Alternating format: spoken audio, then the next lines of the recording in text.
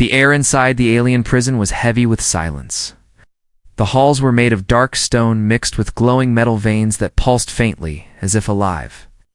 Guards with strange reptilian faces stood still, their weapons humming with deadly energy.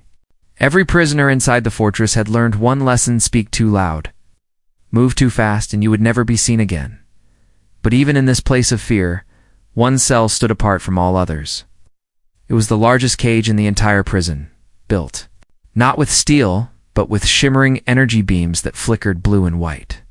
Inside sat a figure so huge, so terrifying that even the toughest criminals refused to look in her direction: the alien Giantess. She sat with her knees pulled close to her chest, long chains around her wrists and ankles. Her head almost touched the top of the cage. Her skin had a faint silver hue, marked with ancient tattoos that seemed to glow whenever the light shifted. Her hair fell wild and unkempt over her shoulders, strands of dark violet, tangled and heavy. The human newcomer had never seen anything like her before. He had heard the whispers as soon as he entered the prison yard. Don't go near her. She hasn't eaten in days. She's dangerous. More beast than woman. But none of the whispers told him why. Why keep her alive if no one dared to feed her? Why starve her in plain sight? And why did her glowing golden eyes always follow him, as if she had been waiting for him all along? The human whose name echoed quietly through the records as Daniel was not a soldier. He wasn't a mercenary or bounty hunter either. He was only a traitor who had ended up in the wrong place at the wrong time, captured during a raid. He was now trapped in a prison where survival depended not on strength, but on choosing the right silence. Yet Daniel's silence broke the moment he saw her. The Giantess had not moved for hours. Her chest rose and fell slowly, each breath deeper than the last, but she did not speak. Her lips were dry, her eyes sunken. Around her cage lay scraps of food thrown from a distance: rotten fruit, bones stripped of meat, things no living creature should be forced to eat. Still, she had not touched them. She waits, one of the guards whispered to another. But for what? Daniel felt something stir inside him. Pity, curiosity, he wasn't sure. But when her golden eyes flickered toward him again, something else burned there. It wasn't hatred. It wasn't hunger. It was recognition. That night, when the prison grew quieter and the other inmates drifted into restless sleep, Daniel lay awake on the hard stone floor of his cell. Across the courtyard, he could still see her silhouette sitting in the glowing cage. The chains clinked whenever she shifted slightly, but mostly she remained still. His mind raced. Why her? Why cage someone so massive, so clearly dangerous, yet not finish her off? Why starve her while keeping her alive? The answers came in fragments of overheard whispers. She's a royal of her kind, too valuable to kill. Her people call her cursed. She destroyed an entire squad with her bare hands, had to build this special cage just to hold her. Daniel pressed his head back against the cold wall. He should have stayed away. Every instinct told him not to get involved. Yet his eyes never stopped drifting toward her, and then it happened. As the moonlight, or whatever alien star's light filtered through the prison roof, fell across her face, she slowly turned her head. Their eyes met across the silent yard. Daniel froze, her lips parted, and though her voice was faint, it carried across the silence like thunder. You, she whispered. It was not the guttural growl he expected. Her voice was deep but strangely soft, like an echo in an empty temple. Daniel sat up, his chest tight. He shouldn't answer. The guards might be listening, yet the way she looked at him made him feel as if he had already spoken. You are not like the others, she said again, the energy bars humming louder as if reacting to her words. They fear me, but you do not look away. Daniel swallowed hard. He wanted to deny it, to turn his back and prove her wrong, but the truth was written all over his face. He had been staring since the moment he arrived. The Giantess leaned closer to the bars, and for the first time, Daniel saw how thin she had grown. Her strength was fading, yet her eyes burned with something untamed. They let me starve, she said, her voice trembling now. "Not one dares to feed me, they believe. The one who does will be bound to me." Daniel's blood ran cold. Bound? What did that mean? The giantess tilted her head, a slow smile curving her cracked lips. "And now, you stand there with food in your hand." Daniel looked down. Without realizing it, he had been holding the small piece of bread he had saved from his evening meal. His fingers clenched around it. His heart pounded. He hadn't planned this. He hadn't thought about it. But somehow, some part of him had known from the beginning. The other prisoners whispered curses under their breath, pulling their blankets tighter. The guards turned their backs, pretending not to notice. Everyone knew the legend. Everyone knew the risk, yet Daniel, the human no one expected, stepped forward. The light from the cage washed over him, making the bread glow in his hand. The giantess's eyes widened, her breath quickening as she pressed closer against the bars. The silence in the prison broke not with screams, not with shouts, but with the smallest sound, the sound of bread being lifted toward a starving alien giantess. And in that moment, Daniel's fate was sealed. Daniel's hand shook as he held the bread near the bars. The blue-white beams hummed, cold light brushing his knuckles. The giantess leaned close, her chains scraping the floor. She was careful, almost gentle, as if she feared her own strength. Her breath was warm and slow. Up close he could see faint lines under her eyes. Hunger had pressed its signature into her face. A low laugh rose from the shadowed corridor. "Human wants to be a hero," the guard muttered. "Let him. The law will punish him better than we ever could." Another voice answered, dry and amused. "If he is foolish enough to feed her, he binds himself." Old stories. Old traps. Daniel pretended not to hear. He moved the bread closer, heart thudding. He could pull away now and go back to his bed in his fear. No one would blame him. No one would remember his name. But her eyes stopped him. They were not the eyes of a beast. They were tired and proud, like a mountain after a storm. She did not beg. She did not whimper. She simply watched him, waiting to see what kind of man he was. "There is a slot," she said softly. At the bottom, he looked down, near the floor. A small opening cut through the energy field. A feeder hatch narrow and shielded, like a mouth that would only accept the smallest kindness. Daniel knelt. His knees touched the cold stone. He pushed the bread through the opening. The loaf slid across the floor of her cage and stopped an arm's length from her. Chains clinked as she reached forward. The links were thick, but they moved with her as if they had learned to obey. She lifted the bread in both hands and held it to her nose. Her eyes closed for a moment, and Daniel saw something new on her face. Not rage, not victory. Relief. Simple, human relief. She took a bite. It was not a savage bite. She chewed slowly, eyes still on him, as if she feared he would vanish if she blinked. Crumbs fell on her lap. She gathered them with care, not letting a single grain escape. It was the smallest meal, and yet the room changed because of it. Guards stopped talking. The prisoners sat up on their beds. The hum of the cage deepened, like a drumbeat at the edge of hearing.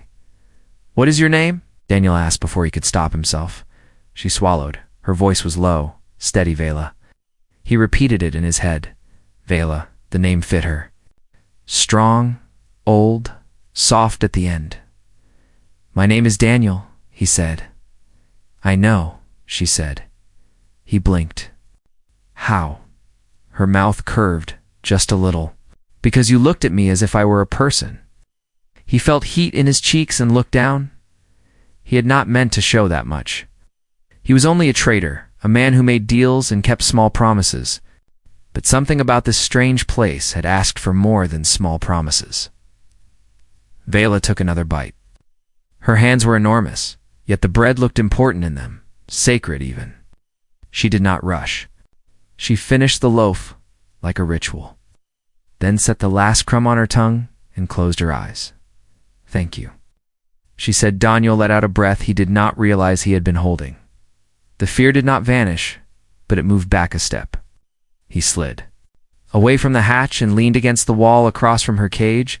The cold stone grounded him. He could stand. He stayed where he was, 'cause she kept watching him as if his leaving would turn the bread back into dust. "You should drink," he whispered. "Your lips are cracked." "There's no water," she said. "There must be." "Not for me." Daniel stood anyway. At the corner, a dented tin pitcher sat on a ledge, half full. It was meant for 2 cells down, where a pair of thin-winged smugglers argued in whispers. The smugglers glared when he reached for it. "You will pay for that," one hissed. "I'll pay later," Daniel said. He walked back before he could. Think about the cost. His hands shook harder now. Bread was one thing. Water was another. Water required the hatch again. Water could spill and touch the bars. He had seen what happened when metal met that light. He turned to ash. Vela saw his. Fira nodded at the hatch. Slowly, she said, angled the lip. Daniel knelt again, slid the pitcher to the opening, and tilted it bit by bit. A thin silver thread ran into a shallow stone bowl inside her cage. The bowl had been there the whole time, clean and unused. The sound of water touching stone was bright, like a small bell in a large temple. When the bowl filled, Vela lifted it with both hands and drank in careful sips. Water dripped from her chin. She wiped it with the back of her wrist and let out a long, soft breath. "Better," she whispered. The energy bars flashed. A faint pattern glimmered along their length, circles within circles, like ripples on a black lake. The light touched the chains, and then, to Daniel's shock, touched his hands. It did not burn. It was warm, like a fire when you hold your palms. Near, but not in the flame. "What is that?" he asked. Vela looked at the bars with a mixture of sadness and respect. "The cage listens," she said. "It knows the one who feeds." "What does that mean?" She did not answer at once. Instead, she turned the empty bowl upside down and set it carefully on the floor. Then she folded her hands in her lap and looked at him with the seriousness of a judge. "In my culture," she said, "the first food given in true hunger is a vow. It is not small, it is not light. It is a bridge between lives." "A vow to what?" "To me," she said. "And from me, to you." He felt the floor tilt under that simple sentence. He wanted to laugh, to say, "That is only a story." The cage light rippled again, and the guards began to talk in low, nervous voices. "Tell the warden," one said. "No," said the other quickly. "If the rite completes, it binds authority to. Let them sleep. Let it fade." Vela heard them, and shook her head. "They hoped this would happen," she murmured. "Starvation is a cruel net, catches the good and makes them guilty." "I'm not guilty," Daniel said. The words came out too fast. She tilted her head. "You are brave, and you are in danger." He forced a smile. "The second part. I already knew." Somewhere above them, a door clanged. Boots moved on metal. The night was not over. Daniel sat back down, pitcher empty in his lap, and tried to feel like a man who had only shared bread and water. But the warm ghost light still brushed his skin, and Vela's eyes were too bright, too sure for this to be only charity. "What? Are those marks on your skin?" he asked, pointing at the tattoos that glowed when she shifted. "Family lines," she said. "Battles, promises kept." She paused, and one promise broken. "What promise?" She looked at her chains. "I promised never to be taken alive." A small laugh lived behind her words, bitter and tired. "I failed." Daniel pressed his hand to the stone. "You survived," he said. "That sounds like a different promise." Vela studied him as if measuring his weight against an unseen scale. Perhaps. Silence lived between them for a while. Not the heavy silence of fear, but the quiet that comes after a storm. Daniel could hear the breathing of the other cells. He could hear the cages hum deeper now, like a heart that had decided to keep beating. "Why did they capture you?" he asked finally. "I would tell you," she said, "but stories are also vows. If I begin, I must finish. And the finish will call blood." He almost said, "Then leave it." But something stubborn rose in him. He had already crossed a line. The rest of the border was only sand. "I can listen," he said. Vela's mouth softened. "Not tonight. Eat your own food, Daniel." Look as if you forgot you also have a body. He realized he had not eaten more than a half slice since morning. The thought made his stomach ache. He set the pitcher aside and tore the smallest part of his ration bar. It tasted like damp paper, but it steadied him. He looked up and found Vela still watching, the way a mountain watches a firefly, not ready to crush, not ready to bow, ready to witness. "You are not afraid of me," she said. "I am," he answered, honestly. "But I am more afraid of what this place tries to make me." "What is that?" "Someone who looks away." Vela closed her eyes for a second, as if those words landed in a place that still hurt. When she opened them, something like respect lived there. Powerful, quiet, old. A guard stepped into the light finally, face unreadable, pointed his weapon at Daniel's chest. "Back to your cell," he said. "The night is long." Daniel rose. His legs were stiff, his hands numb. He left the pitcher on the ledge where he found it. He did not bow, he did not speak. He walked backward for 3 steps so he could look at Vela as long as possible. She raised a hand in return, palm open, fingers spread wide like a star. As he turned away, the hum of the cage rose, felt warmth on the back of his neck like sunlight. It faded when he reached his bed. Daniel lay down, eyes on the ceiling, but his mind was back at the feeder hatch. He replayed the moment the bread left his fingers. He replayed the light on his hands. He replayed her voice when she said his name. The prison fell into its usual rest. No birds, no wind, only the iron sound of sleep. He drifted at last. Darkness took him. And in that darkness, a voice like an echo in a temple spoke his name again, not with lips, or not with breath, but inside the quiet where fear used to live. Daniel Vela whispered across the distance. That cages could not measure. Listen. He woke with his heart already answering. The night in the alien prison was always heavy. No stars shone through the thick walls. No wind touched the stone floors. The silence was alive, pressing against Daniel's chest as he lay on the thin slab that served as a bed. Other prisoners shifted in their cells, their chains rattling like restless ghosts. Guards paced slowly, boots scraping metal with the rhythm of boredom. But this night was not like the others. Daniel closed his eyes, yet sleep would not come. Every time he drifted close, he felt something tugging at him, a weightless pull, like a tide beneath the skin. He turned on his side, trying to shake it away.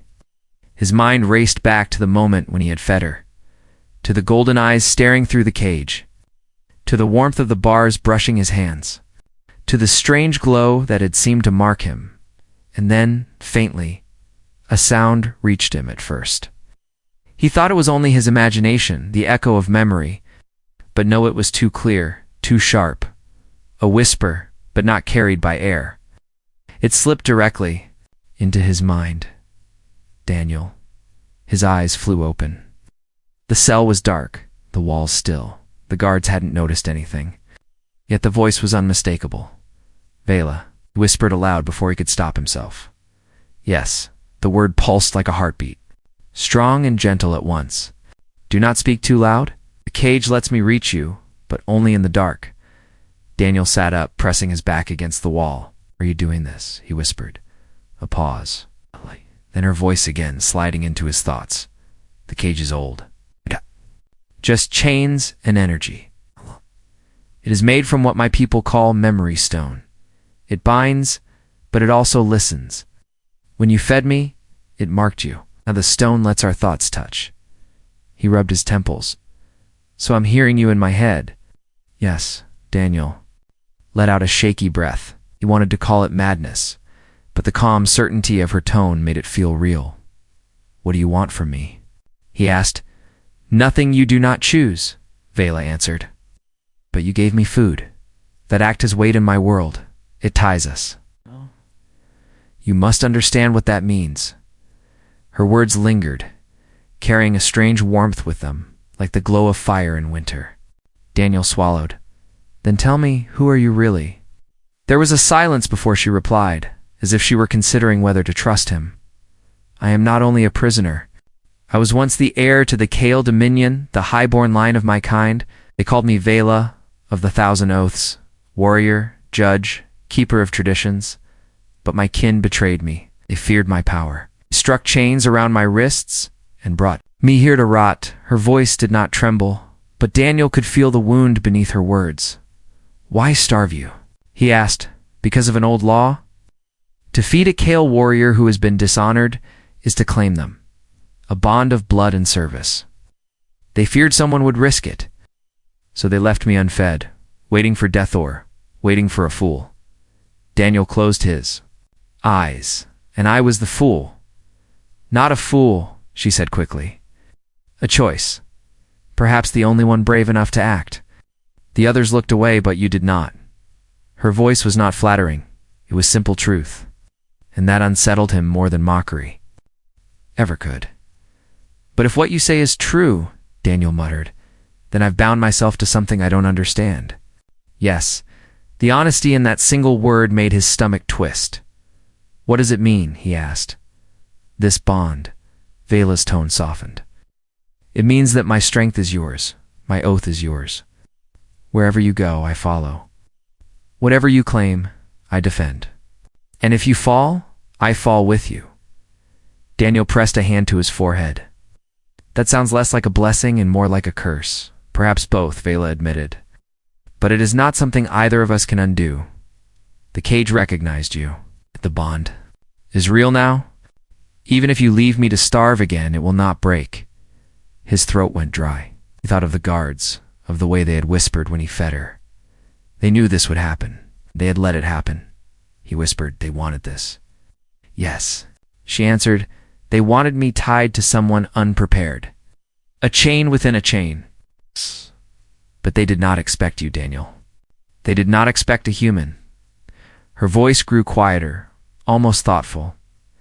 Your kind is new to these lands. Small, fragile, dismissed. But I see something in you that my people forgot long ago. The courage to act when fear commands silence. He shook his head. You're making me sound like a hero. I'm not. And what are you? I'm just trying to survive, he whispered. So am I, Vela said. The simplicity of that answer left him silent. For a long time, neither spoke. The hum of the cage filled the air, steady and deep, like a living drum. Daniel almost drifted to sleep, but her voice returned, softer than before. Do you dream, Daniel? He hesitated. Sometimes. Then when you do, I will walk beside you. As a warden? Not as a prisoner? As a shadow. As a voice.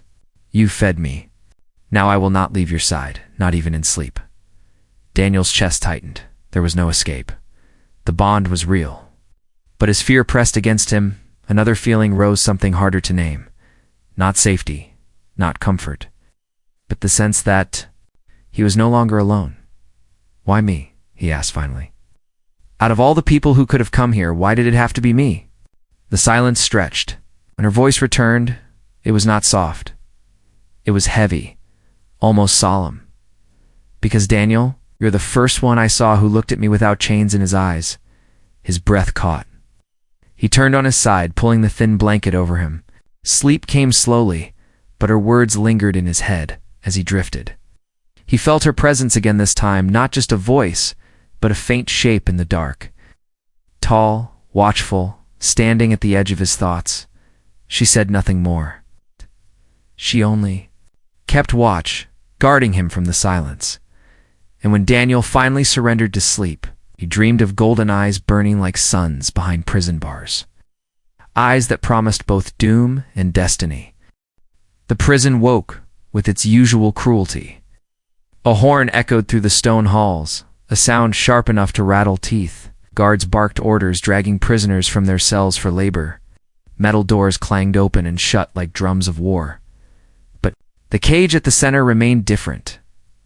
Daniel was marched past the Giantess's cell with the others. His wrists were bound, but his eyes flicked toward her. She sat where she always did, back straight, golden eyes sharp but thinner than before. The single loaf of bread he had given her was not enough to restore her strength. Now her bowl sat empty, untouched by water since the night he risked everything to fill it. One of the guards noticed Daniel looking and smirked. The human pet still cares for the beast. Another laughed. Let him care. Soon he'll watch her die. Daniel clenched his jaw. The prisoners were herded into the yard, forced to lift heavy stones and stack them into walls that never seemed to end. The labor was meant to break bodies, not build anything. By midday, Daniel's hands were raw, his back aching. Still, his mind was elsewhere back in the glowing cage, where Vela sat starving as the day dragged on. Whispers passed among the prisoners. They've cut her rations completely. Even water? Nothing. Not a drop. Daniel's chest tightened. It wasn't neglect. It was punishment. Punishment for what he had done. When the prisoners were finally dragged back inside, Daniel's legs felt like stone.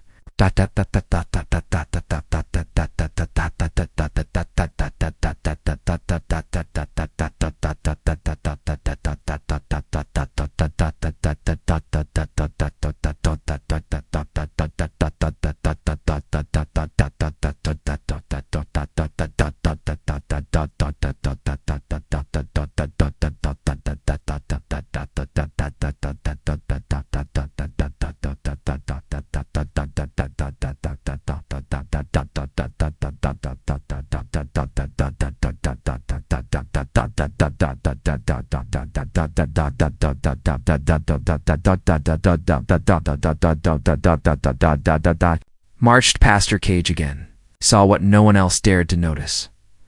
Her chains trembled. The giantess wasn't shouting or roaring. She wasn't thrashing. But her body was so tense that the links themselves shook with her heartbeat. Her golden eyes followed the guards, unblinking. Burning with rage, she refused to voice. That night, Daniel couldn't stay still. He sat in his cell, knees pulled up, eyes fixed on the flickering light of her cage. His stomach turned with hunger, but it wasn't food he needed. It was an answer. Finally, he pushed himself to the bars of his own cell and whispered, "Vela." Her head turned immediately, as if she had been waiting. "They're starving you," he whispered. "Yes, they'll kill you this way." "Yes, then. Fight." The words burst out of him before he could stop them. "You could crush these walls. You could break those chains." Her voice touched his mind like thunder under silk. "Not yet. If I break too soon, the bond shatters with me. You fed me. The cage has marked you. If I fight now, they will kill you first to break me." Daniel's throat tightened. He looked at his hands, raw, weak, trembling. "I can't protect you, not with strength," she answered, "but with choice. You must choose again, as you did before." He didn't understand. He wanted to demand answers, but her golden eyes closed, shutting him out. Hours passed. The prison settled into uneasy sleep. Guards dozed in their chairs, weapons balanced on their laps.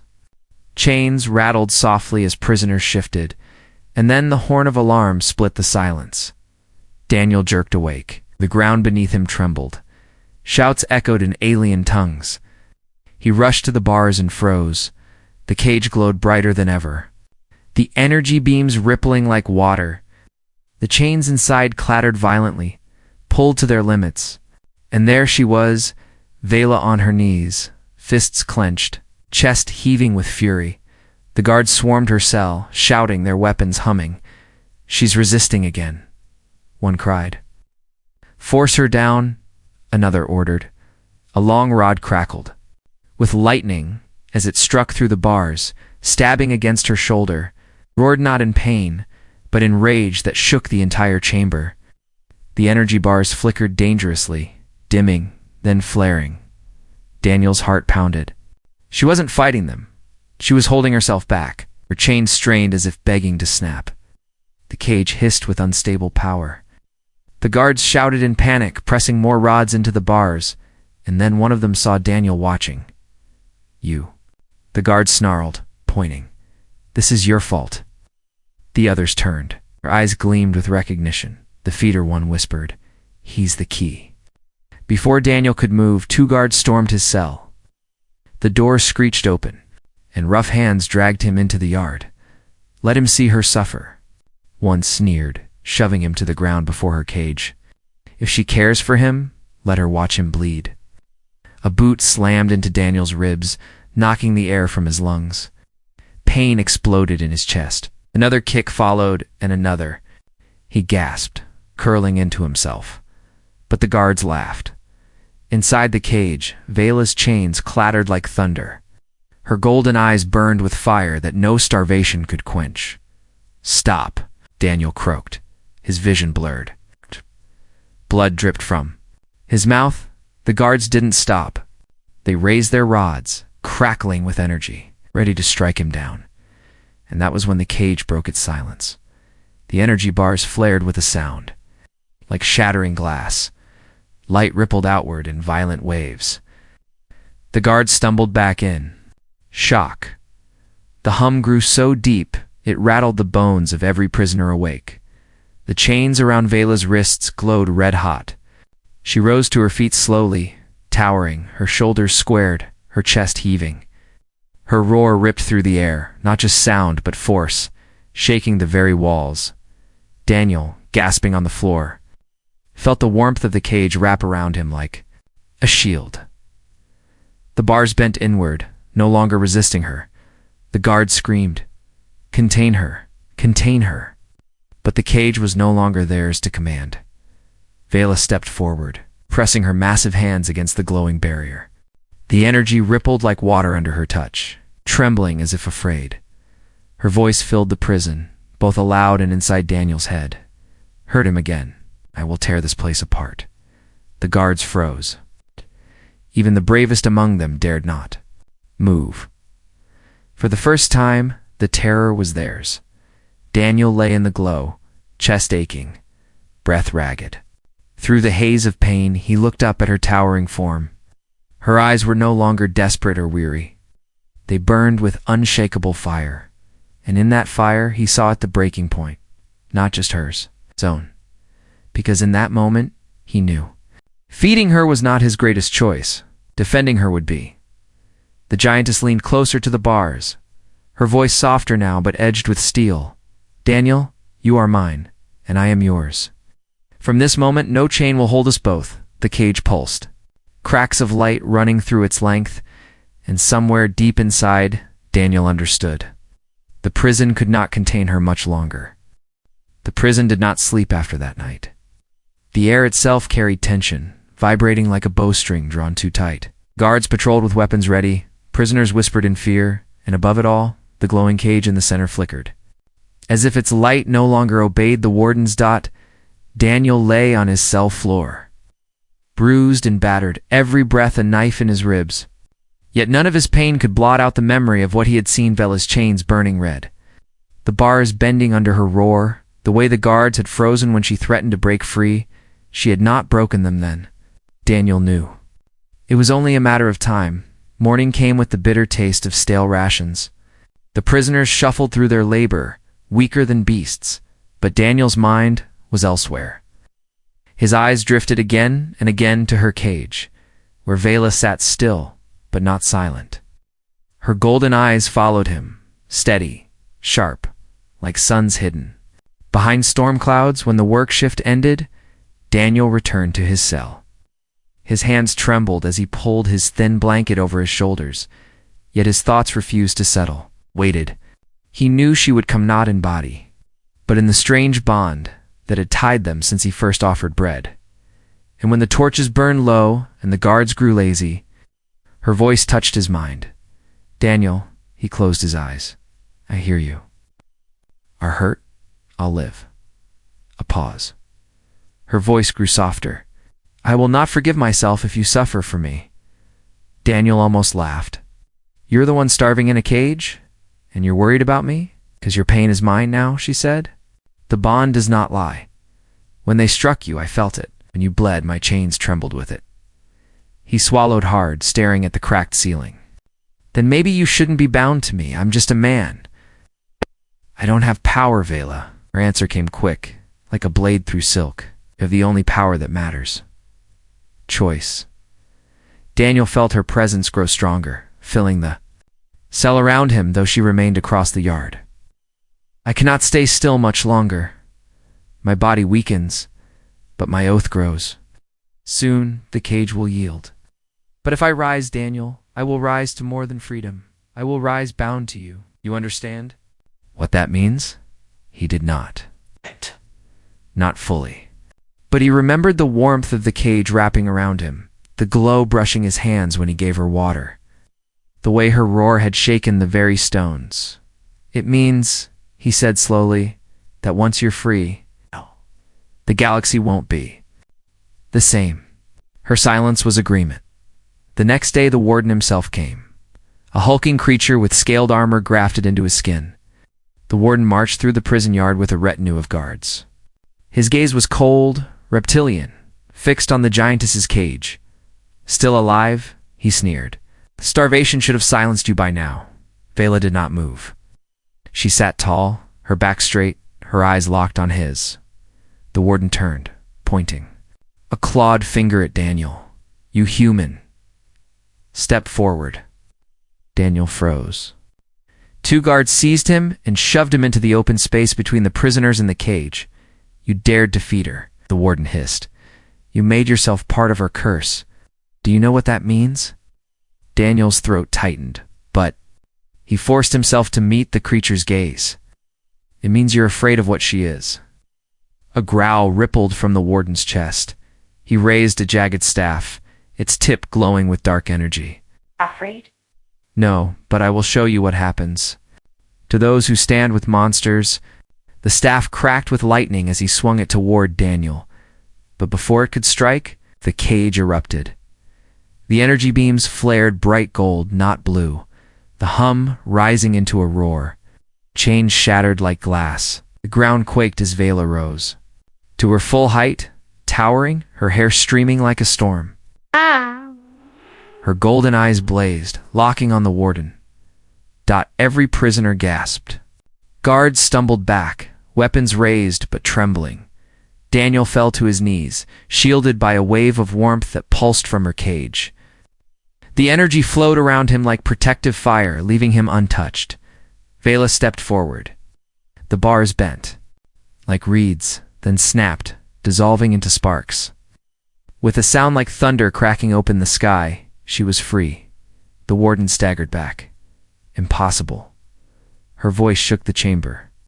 You starved me. You chained me. You dared to harm thee. One who fed me. For that, I should tear this place stone by stone. The guards fired. Beams of red light streaked across the chamber, striking her chest, her arms. But the attacks fizzled against her glowing tattoos. She lifted one massive hand and swiped through the Iran. Invisible force hurled the guards across the floor. Like broken dolls, prisoners cowered in silence, pressed against their cells. Daniel could not move. His body trembled with awe, fear, and something else, something that felt like belonging. Vela turned toward him. And for the first time, she knelt, her vast hand lowered, palm up, offering him a place. Daniel, you chose me once with bread. Choose me again now. Together we will not break. His heart pounded. Behind him, the warden screamed for reinforcements. Boots thundered in the corridors. But all Daniel could see was the giantess before him, free at last, her golden eyes softer. Now as they met his, he stepped onto her palm. The warmth of her skin surrounded him, steady and unyielding. She lifted him with care, placing him near her shoulder as she rose again. The chamber shook with her roar of defiance. From this day, she thundered, I am no longer prisoner. I am oath, and I stand with the human who fed me, the prisoners. Erupted in cheers and shouts, voices rising like a storm. The guards faltered, fear gripping their ranks. The warden roared in fury, but even he stepped back from her blazing form. Daniel clung to her, heart racing. He realized now that he had crossed a line that could never be undone.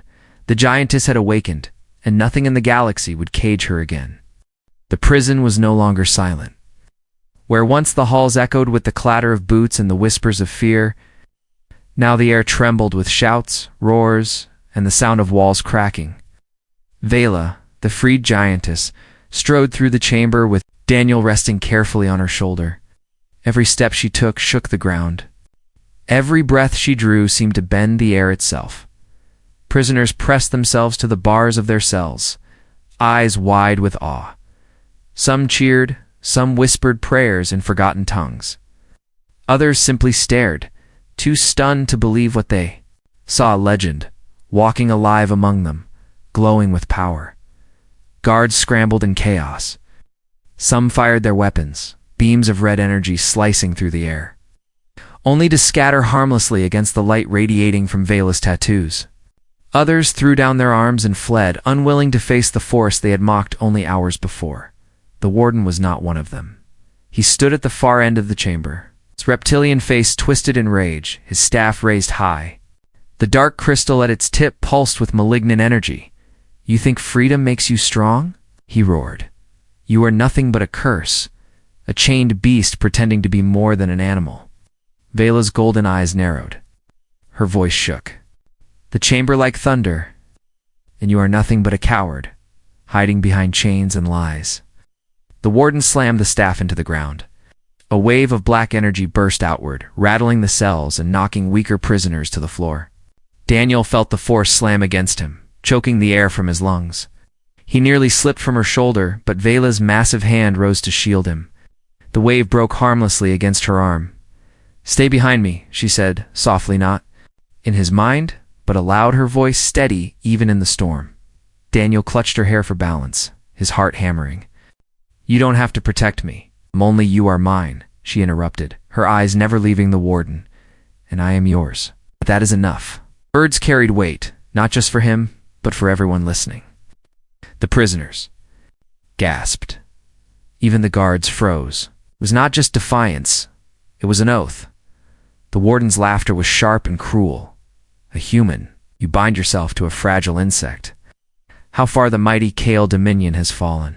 Vela's chains still dangled from her wrists, shattered, but clinging like broken memories. She lifted them high, the glowing fragments swaying. "These chains no longer hold me," she said. "They are proof that trust is stronger than fear. This man fed me when no one else dared, gave me water when you gave me dust, looked at me not as a beast, but as a soul. That is why I rise." The warden snarled and raised his staff again. Energy swirled, dark and thick, gathering for a final strike. Daniel felt panic surge in his chest. He was no warrior, no fighter, nothing, compared to the forces arrayed before them. Yet as he looked at her, the way she stood unbroken, the way her words carried more power than any weapon, something inside him shifted. He shouted across the chamber, his voice cracking but strong. "She is not yours. She is not your prisoner anymore." The words echoed louder than he expected. And in that moment, Vela smiled. "Do you hear him?" she called to the prisoners. "Do you see him? This human has no weapon, no army. But he has the courage to speak. That is the chain that binds us, not iron, but trust." The chamber erupted in noise. Prisoners cheered, slamming their fists against bars, chanting her name. The guards faltered, fear spreading through their ranks. The warden roared, his staff blazing. "Enough." He struck. The bolt of black energy shot like lightning, aimed directly at Daniel. Time slowed. Daniel's eyes widened, knowing he could not move fast enough. But Vela was faster. She raised her arm, tattoos blazing gold. The energy struck her, wrapping around her body in tendrils of shadow. For a heartbeat, it seemed to consume her. Then, she roared, shattering it. The black light broke apart, scattering into nothingness. The force of her defiance rippled outward, snapping bars from their hinges, tearing weapons from guards' hands, and shattering the warden's staff into shards. Warden staggered back, eyes wide with horror. Impossible. Vela's steps thundered as she closed the distance. She loomed over him, chains swaying, eyes burning. "You built cages out of fear," she said, "but fear cannot bind forever. And now your walls fall." Her massive hand swept downward. She did not crush him, she pinned him to the ground, her palm pressing him into the stone. The warden writhed, but her strength was unshakable. Daniel climbed down from her shoulder, landing heavily on the floor beside her. His ribs still ached, his legs trembled, but he stood. He looked at the warden, then at the prisoners watching. In silence, He spoke, not with power, but with honesty. No more chains, not for her, not for any of us. A murmur spread among the prisoners. Then it grouts, shouts, cries of freedom. Chains rattled as they pulled against their bonds. Guards backed away, some dropping to their knees, others fleeing in panic. Vela lifted her hand from the warden's chest. She did not kill him. Instead, she let him scramble backward, broken and beaten, his authority shattered before every witness. She turned to Daniel, her golden eyes softened.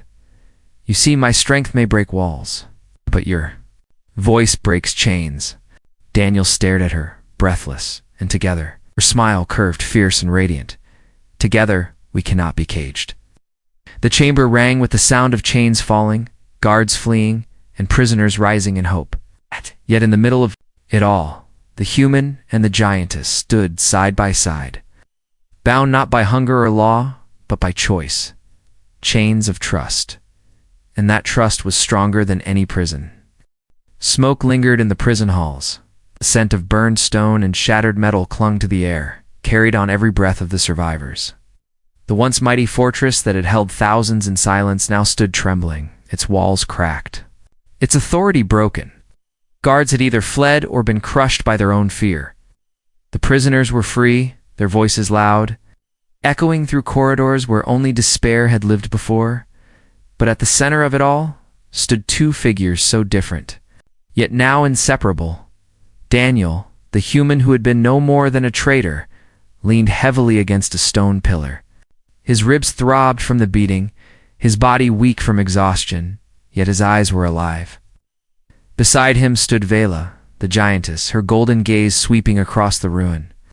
Her chains still hung from her wrists, broken but not gone, like reminders of a past she had sworn to never forget. The prisoners looked at her with awe and terror. Some whispered her name, Vela of the Thousand Oaths. Others murmured words Daniel didn't understand, ancient titles spoken like prayers. And then someone asked the question that hung in the air. Is she his? The words cut through the crowd, making Daniel's chest tighten. Dozens of eyes turned toward him, men, women, creatures from worlds he couldn't name. To them, he was no longer just another prisoner. He was the human who had fed the giantess, the one she had risen for. Daniel felt the weight of their stares, the unspoken judgment. He opened his mouth, but before he could speak, Vela's voice filled the hall. He is not mine, she thundered. Then, softer, she added, and yet I am his. The prisoners gasped. Even the guards who remained alive froze. Daniel looked up at her, startled. Vela, her golden eyes turned down to meet his. Do you not see, Daniel? You gave me food when no one dared. You gave me water when the world denied me. And when I broke my chains, I did not rise for myself. I rose because you stood with me. Daniel shook his head. I didn't free you. You freed yourself. She knelt before him, her massive frame folding gracefully, her face now level with his. No, I awakened because of you. In my people's law, the one who feeds in true hunger becomes more than companion, more than mate. They become oath-bound. Strength belongs to you now. The words hit him like stone, staggered, his chest burning with the weight of them. He wanted to deny it, to laugh, to call it superstition. But the truth was in her eyes, in the way the cage had marked him, in the warmth he had felt when her power had shielded him. Daniel swallowed. So what does that make me? Your keeper, your master. Vela's smile was faint but sharp. No, it makes you mine. His heart skipped a beat. Yours? Yes, she said simply. Much as I am yours. The crowd murmured, voices rising with shock and wonder. Daniel felt his face flush. He had never asked for this, never dreamed of it. He had only given bread to a starving prisoner. And yet, in that act, he had bound himself to a destiny far beyond anything he had imagined. Prisoners pressed forward, voices calling out, Will she lead us? Will she crush the warden's lords? What of the galaxy outside? Daniel looked at Vela, expecting her to answer. But instead, she turned to him. You decide, she said. "This bond is not one-sided. My people would call me oathbound. But you, Daniel, must choose if you will stand in that place. If you refuse me, I will walk alone. If you accept, then together we will reshape whatever dares to bind us again." The hall fell silent. Even the prisoners who moments ago shouted for freedom now hushed, waiting for his answer. Daniel felt the weight pressing down on him. He was no leader, no warrior, just a human, small and fragile, standing beside a woman who could crush mountains. How could he stand beside her? And yet, he thought of the bread, the water, the way she had shielded him when death came for him, the way her roar had shaken the chains of every prisoner, not just her own. He realized the truth then. It was not about power, it was about trust. Daniel straightened, though his body screamed in protest. His voice shook, but he spoke anyway. "Don't own her, and she doesn't own me. We chose each other. That's what matters." Vala's eyes softened, and for the first time, she bowed her head slightly, not in submission, but in recognition. The prisoners erupted in cheers. The sound shook the broken walls, filling the prison with hope instead of fear. Some called Daniel's name. Others shouted Vala's. Together, the voices blended into something new, something alive. The warden, broken and humiliated, crawled into the shadows, his staff shattered. His authority was gone. He knew as well as everyone else. This prison was no longer his. Vala rose again, lifting Daniel effortlessly back onto her shoulder. She turned to the prisoners. "You are free," she declared. "No chains will bind. You hear again? Take your freedom. Carry it with you. Do not waste it." They surged forward, breaking their cells, rushing toward the open gates that now seemed powerless to stop them. Some wept. Some shouted. All carried the weight of her words like fire in their hearts, as the flood of bodies left the prison behind. Daniel and Vala stood in the center, watching. "You've changed their lives," Daniel murmured. "No," Vala said, her gaze turning toward him. "We did." He looked at her, at the giantess who had once been feared, starved, caged like a beast. Now she stood proud and unbroken, her chains shattered, her oath alive, and he knew then that his life would never be the same. "Where do we go now?" asked. Her golden eyes burned with quiet fire. "Wherever you choose, Daniel. The galaxy is vast, and from this moment, it will know us both." Daniel let out a shaky laugh. "And I suppose we should be careful." She smiled. "A rare and beautiful thing? Careful? No? Bold?" The ruined prison crumbled behind them as they stepped into the night. The stars above seemed brighter, the air fresher, the future vast and uncertain. Daniel felt her warmth at his back, her presence unshakable. She was no longer just a prisoner, and he was no longer just a man. They were something else now. Something new. And as the two walked into the unknown, one question lingered in his mind. Echoing like a whisper he could not silence. Was she his now, or had he become hers?